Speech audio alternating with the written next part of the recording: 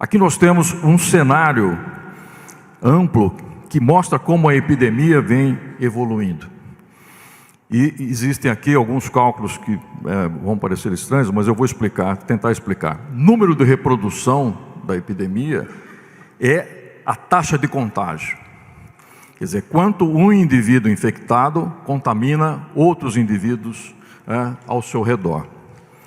Antes, no início, que nós chamamos aqui de taxa de contágio inicial da epidemia, era em torno de 2,9, ou seja, um indivíduo infectado produzindo 3 infecções secundárias. Após as medidas, e aí nós vamos frisar aqui, que esse cálculo era com 55% de afastamento social, essa taxa de contágio se reduziu para 1,16.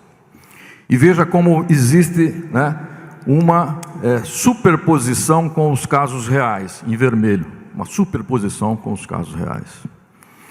O ideal, voltamos a dizer, que já repetimos inúmeras vezes, o ideal é que o afastamento social fosse em torno de 70%.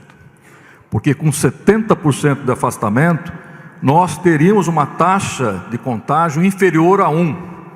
E com isso a epidemia se estabilizaria e começaria a cair. Nesse momento, o que não pode acontecer é que essa taxa de contágio suba. E a taxa de contágio subirá, inevitavelmente, se a taxa de redução, se a mobilidade social cair. Então, lá tem uma projeção.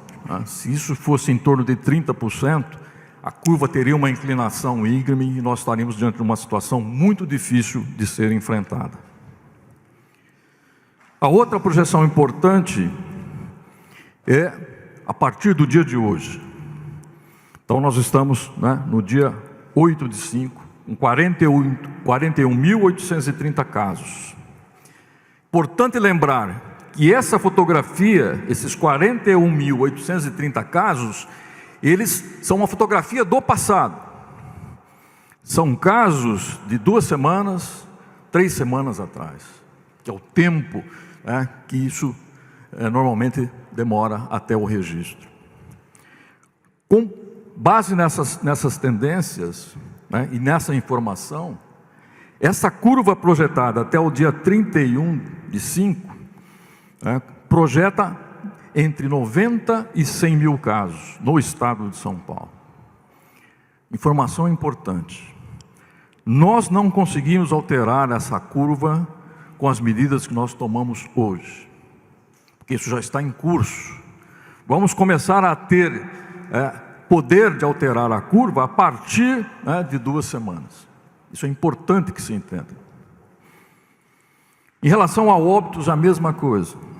Quer dizer, nós projetamos, nesse momento, 3.416 óbitos, podemos chegar a 9.000, entre 9.000 e 11.000 mortos. Isso considerando 55% de afastamento social. Se isso for menor, obviamente que esses números serão piores. Isso é importante também se frisar. Essa curva tem que ser avaliada diariamente. É a realidade que permite essas projeções. Por fim, aí vem sempre aquela pergunta: o cenário é ruim, quando que vamos sair desse cenário? Então nós temos os indicadores que vão permitir a saída. Basicamente são 2 indicadores: a redução sustentada do número de casos por 14 dias e uma taxa de ocupação de leitos de UTI inferior a 60%.